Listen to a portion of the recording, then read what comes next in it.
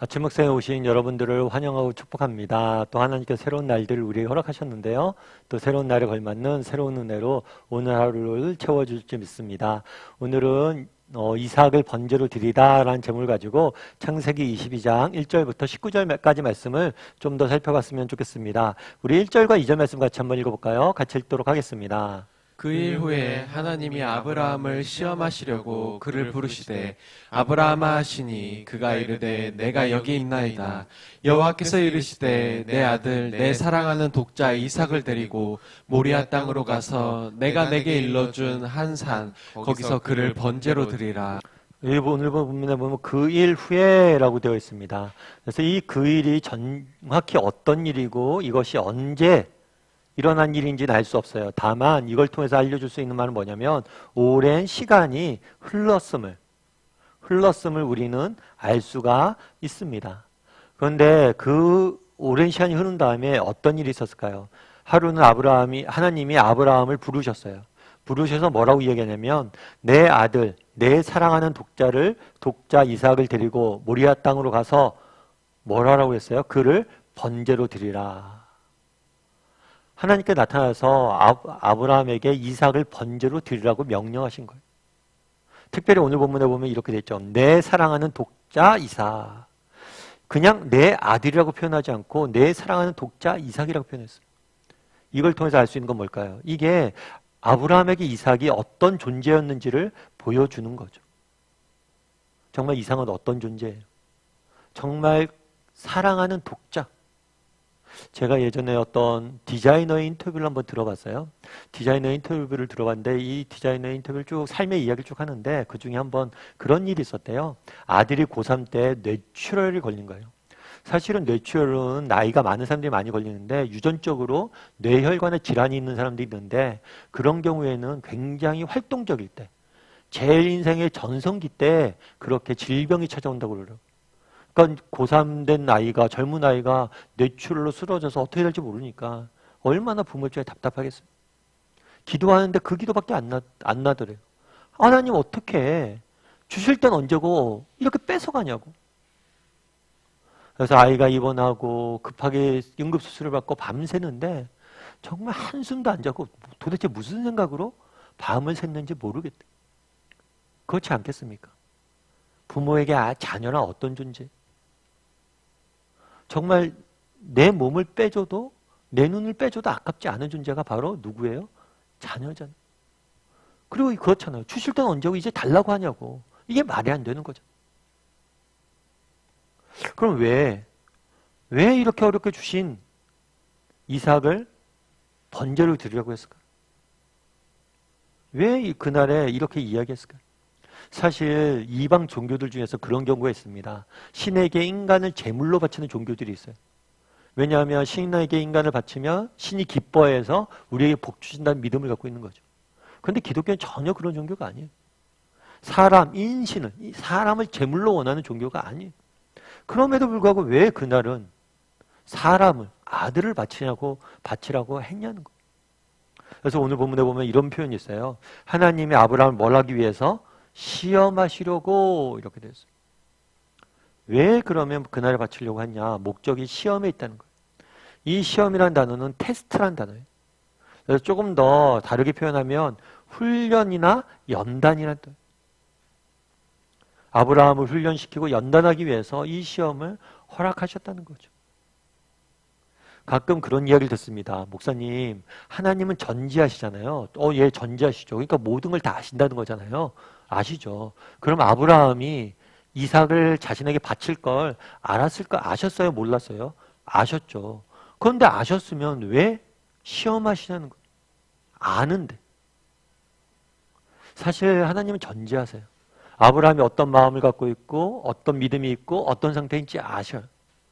그런데 문제는 뭐냐면 하나님은 아시지만 누군 몰라요? 아브라함이 몰라요. 아브라함이 내 믿음이 얼마나 되는지 내가 어떤 상태인지 사실 우리는 몰라요. 내 믿음이 어느 정도인지 정말 인생에 고난이 닥쳤을 때나 어려움이 닥쳤을 때나 우리는 아는 거예요. 그날에 왜 시험을 허락하셨냐는 거예요. 하나님이 몰라서 허락하신 게 아니에요. 하나님은 다 아세요. 그런데 누가 알아야 돼요? 아브라함이 알아야 돼요. 알고 아브라함이 성장해야 돼. 가끔 우리가 인생을 살다 보면 우리도 어떤 일이 있을 수 있어요? 이렇게 훈련하고 연단하는 시간이 있을 수 있습니다. 우리 인생의 어려움과 고난들이 닥칠 때가 있어요. 그랬을 때 우리가 기억할 것이 있어요. 그건 뭐예요? 이 모든 일의 주권이 누구에게 있다는 거예요? 하나님 손에 있다는 거예요. 그리고 하나님이 허락하셨다는 거예요. 그리고 허락하신다는 이유가 있다는 거예요. 이 시험과 어려움들을 통해서 우리를 뭐예요? 더 아름답게 빚으셔서 하나님께서 사용하실 것이다. 그런 믿음을 가져야 돼요. 그날 아브라함도 마찬가지예요. 그날 아브라함을 불러서 아들을 바치라고 그럽니다. 왜 바치라고 했을까요? 하나님은 사람을 받으시는 분이 아니에요. 하나님은 사람을 놀이기감 쓰시는 분이 아니에요. 왜 바치라고 했어요? 그건 한 가지. 아브라함을 더욱더 아름답게 다듬기 위해서. 더 아름답게 아브라함을 사용하시기 위해서. 아브라함이 자신이 어떤 믿음이 있는지 확인하고 그 믿음이 더욱더 귀하게 쓰임받게 하기 위해서 허락하신 거예요. 우리도 마찬가지라는 거예요. 여러분, 아놀드 토인비라는 분이 계세요. 아놀드 토인비라는 분이 계신데 이분은 굉장히 유명한 역사학자예요. 특별히 인류의 역사를 문명이라는 개념을 가지고 설명한 역사학자로서 이 아놀드 토인비는 인류 역사를 어떻게 이야기하냐면 도전과 응전의 역사였다. 도전과 응전의 과정이다. 라는 얘기를 굉장히 많이 해요. 그러면서 이 사람이 즐겨 쓰는 예화 하나가 있어요. 그건 뭐냐면 런던 사람들은, 영국 사람들, 런던 사람들은 청어를 굉장히 좋아해요. 그리고 청어 요리를 먹는 걸 되게 좋아해요. 근데 이 청어가 되게 독특한 게 뭐냐면 북해 쪽에서 잡힙니다. 그런데 아무리 빨라도 런던까지 오는데 2, 3일이 걸려요. 그러다 보니까 아무래도 2, 3일 정도 걸리니까 청어의 신선도가 떨어지죠. 그런데 특이하게 어떤 런던에 있는 고깃집에서는 이 청어가 너무 신선한 거예요. 그래서 사람들이 묻는 거죠. 아니 어떻게 이렇게 청어가 신선하냐고. 그랬더니 그 사람이 뭐라고 얘기하냐면 북해에서 청어를 이렇게 잡아올 때 그 사이에 뭘 넣냐면 숭어를 한두 마리 넣는데요. 그럼 숭어가 어떻게 될까요? 청어를 잡아먹어요. 그런데 뭐 한두 마리 잡아먹습니다. 그런데 이 숭어가 다니니까 뭐예요? 나머지 청어들이 이 숭어에게 안 잡혀 먹으려고 끊임없이 움직이는 거예요. 그러다 보니까 청어들이 신선하고 그런 청어를 가져올 수 있다는 거예요. 그래서 숭어가 없다면 청어의 생명력이 떨어진다 이런 이야기를 하는 거죠. 이게 바로 도전과 응전의 역사라는 거예요. 그래서 인류 역사는 도전이 있기 때문에 발전을 한다는 거예요. 시험이 있고 어려움이 있기 때문에 역경이 있기 때문에 인류는 발전해 왔다는 거예요. 참 통찰력 있는 이야기라고 생각을 합니다. 우리 가끔 그런 생각이 들죠. 왜 하나님이 우리를 사랑하시는데 이렇게 어려움들을 허락하실까? 그런데 우리가 좀 바꿔볼 필요가 있어요. 사랑하시는데 어려움을 허락하시는 게 아니라 사랑하시기에 어려움을 허락하시는 거예요. 왜요? 우리를 더 아름답게 빚으시기 위해서. 우리에게 더 좋은 것, 더 귀한 것들 주시기 위해서. 그날 아브라함에게 이삭을 바치라고 말씀하신 이유도 거기에 있어요. 바라기는 우리 다음의 식구들도 한번 돌아봤으면 좋겠어요. 난 얼마나 하나님을 신뢰하고 있는지. 정말 하나님께 때로는 우리 인생의 여러 가지 어려움과 도전과 역경들을 허락하시는데 정말 이 모든 것이 끝나면 내가 더욱더 아름답게 빚어져 있을 것이다. 이런 믿음들이 있는지 돌아봤으면 좋겠고 이런 믿음이 있었으면 좋겠어요. 믿음을 갖고 아브라함이 그랬던 것처럼 묵묵히 하나님이 지시한 땅으로 걸어갈 수 있는 사람이 되었으면 좋겠어요. 그랬을 때 우리는 정말 하나님이 예비하시는 그 놀라운 은혜를 맛보게 될 것입니다. 시간 우리 함께 기도했으면 좋겠는데요. 기도하실 때 오늘 말씀 기억하면서 기도했으면 좋겠습니다.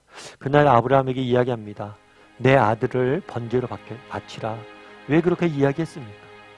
정말 아브라함에게 왜 이런 시험과 어려움들을 허락하셨습니까? 이를 통해서 아브라함을 더욱더 아름답게 빚어내기 위해서 그러셨습니다. 우리도 마찬가지예요. 우리 인생 어려움과 역경과 환란이 있을 수 있습니다. 도전이 있을 수 있습니다. 그럴 때마다 이 도전을 허락하신 분이 하나님이심을 기억했으면 좋겠어요. 그리고 이 모든 것이 끝났을 때 하나님께서 우리를 더욱더 아름답게 빚으실 거예요. 사람이 감당한 시험에는 당한 것이 없다라고 이야기했어요. 우리가 감당할 수 있을 것이고 우리는 아름답게 빚어질 거예요. 왜냐하면 하나님께서 감당한 시험만을 주시기 때문에 그런 하나님에 대한 믿음을 가지고 정말 하루하루 살아가는 사람이 되게 해달라고. 그래서 어떤 역경과 어려움 앞에서 좌절하지 않고 믿음의 길을 걸어가는 우리 모두가 되게 해달라고, 우리에게 힘을 달라고 이 시간 함께 기도했으면 좋겠고, 또 오늘 하루 또 세상 속에 살아가야 되는데 여러 가지 어려움들이 있을 수 있습니다. 그런데 하나님이 주시는 힘으로 이겨낼 수 있도록 이 시간 함께 한 목소리 같이 기도하도록 하겠습니다. 같이 기도하시겠습니다.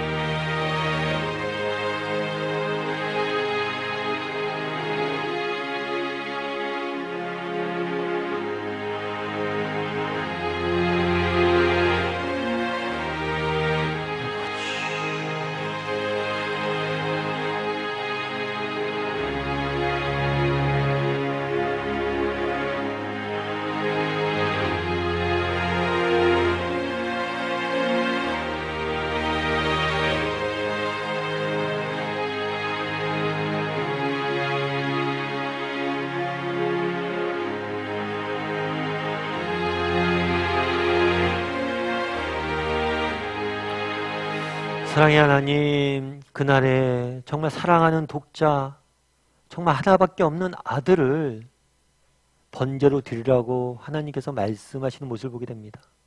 왜 이런 이해할 수 없는 명령을 내리셨습니까? 정말 우리를, 아브라함을 더 아름답게 빚고 정말 이 시험을 통해서 아름다움을 더욱더 아름답게 사용하시기 위해서 그러셨음을 믿습니다. 우리도 이 땅을 살다 보니 크고 작은 어려움들도 있고 역경도 있고 도전을 만날 때가 있습니다. 아니, 오늘 하루도 그런 도전과 그런 시험이 우리 앞에 끊이지 않을 겁니다. 그럼에도 불구하고 감당할 시험밖에는 우리에게 주시지 아니하신 하나님, 그리고 이 시험을 다 끝난 이후에 정말 우리를 더욱더 아름답게 빚으시고 사용하실 그 하나님을 바라봄으로 정말 넉넉히 믿음의 길을 끝까지 걸어갈 수 있는 우리 모두가 될 수 있도록 주여 은혜를 더하여 주시옵소서. 아브라함을 그렇게 아름답게 빚었던 하나님께서 우리를 빚어가실 줄 믿습니다. 그런 믿음을 가지고 어떤 형편 중에라도 아브라함의 하나님이 내 하나님 될 것을 믿고 살아가는 우리 모두가 될 수 있도록 주여 은혜를 더하여 주시옵소서. 오늘 또 하루 세상 속에 살아가야 됩니다. 참 많은 세상이 우는 사자같이 우리를 삼키려고 합니다. 하나님, 우리를 지키시고 인도하시고 보호하여 주시옵소서. 오늘 하루도 하나님께서 우리의 인생을 지켜줄 줄 믿사오며 모든 말씀 예수님의 이름으로 기도드리옵나이다. 아멘.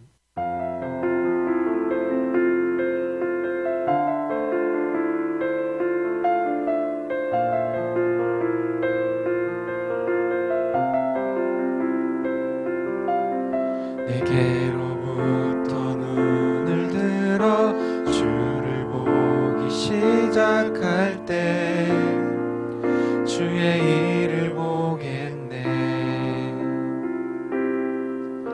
내 작은 마음 돌이키사 하늘에 꿈꾸게 하네.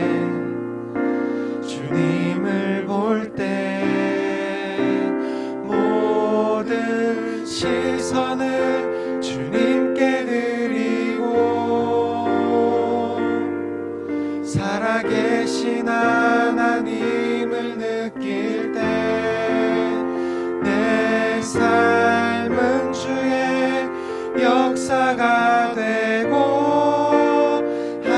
하나님이 일하기 시작하네. 성령이 나를 변화시켜 모든 두려움 사라질 때 주의 일을 보겠네.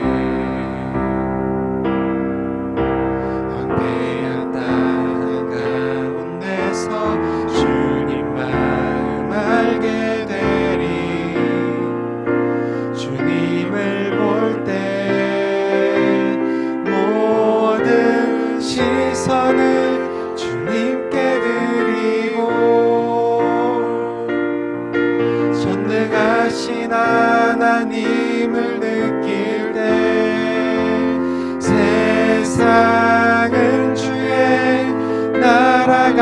되고 하나님이 일하기 시작하네. 모든 시선을 주님께 드리고 살아계신 하나님을 느낄 때 내 삶은 주의 역사가 되고